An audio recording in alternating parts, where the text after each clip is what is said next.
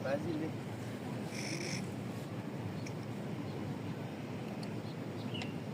Oce. Gibran.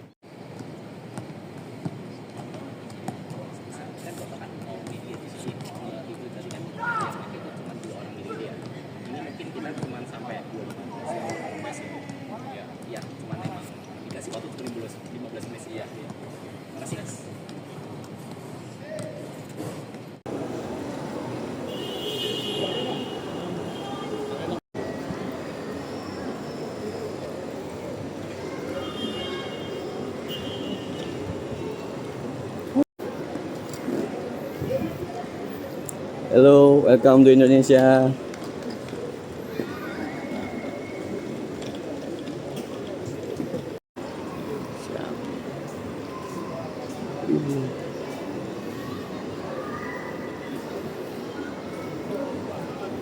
Hello, welcome to Indonesia.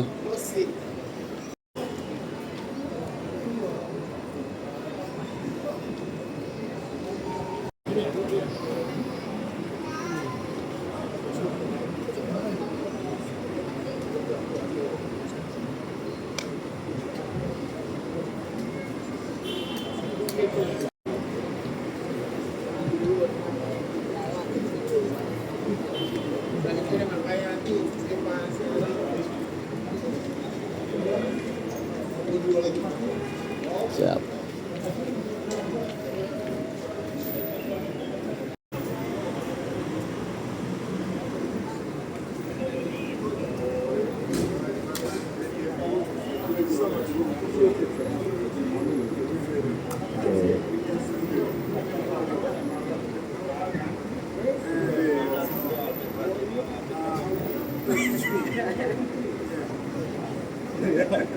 Happy, muter Pi.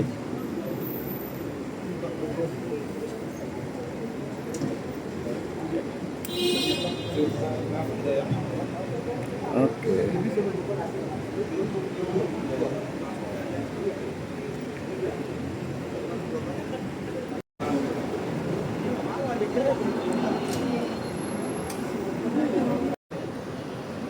Yes.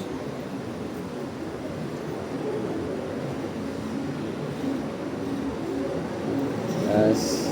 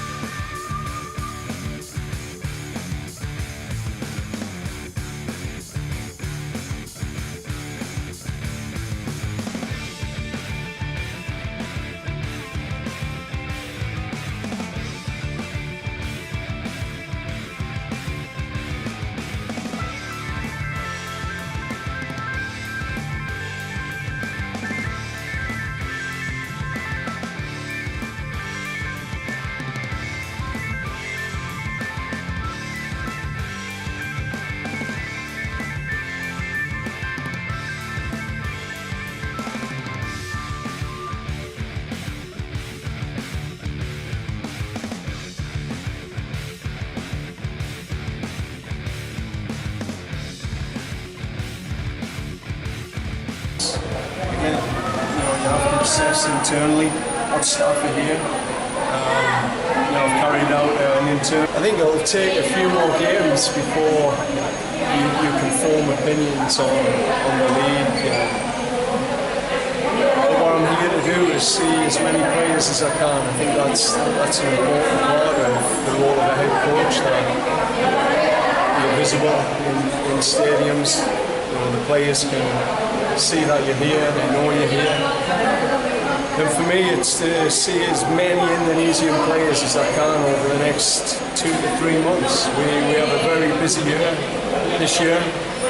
We have the FIFA Series in March, and then we have the Hyundai Cup, and I think we're going to need a big squad this season. So it's important to see all of the players that are playing domestically, and yeah, it's been a good start. 2 good games. I've enjoyed the tempo, I've enjoyed the atmosphere in the stadium, and hopefully I can get just a couple more games before I leave for Europe.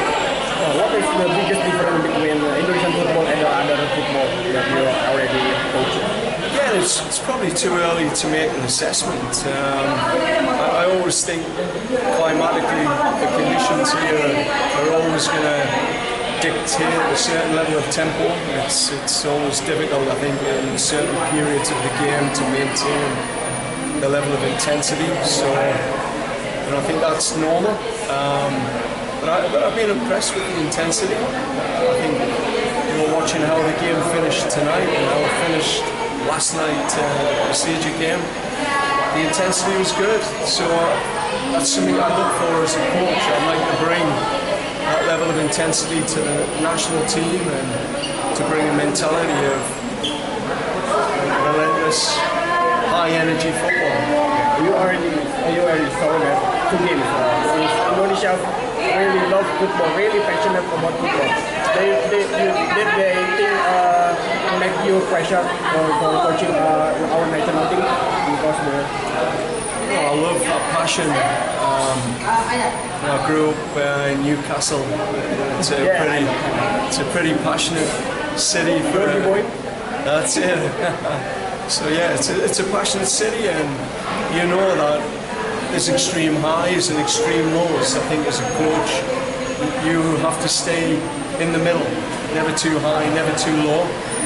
Respect what the fans want, and they want to go to a World Cup.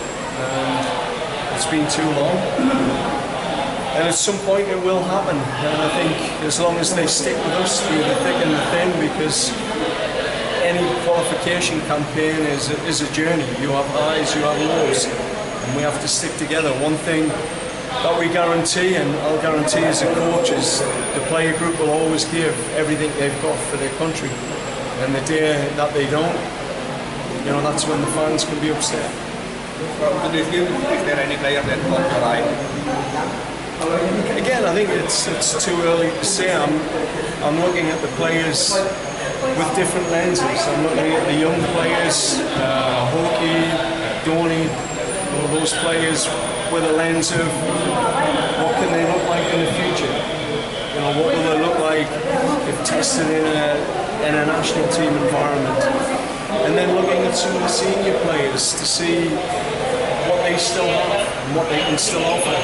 As I've said this year, you're going to have the FIFA Series in March, and then when you move to the Hyundai Cup, the depth of our squad will be tested, and I genuinely think these players are playing for some big opportunities this year. So, I'd like to think if the national coach is in the stadium, there's a different level of focus and intensity, because I will give opportunities to players. There's no doubt. That's always been, if you've looked at my track record, I've always trusted young players, and players are good enough, they're old enough.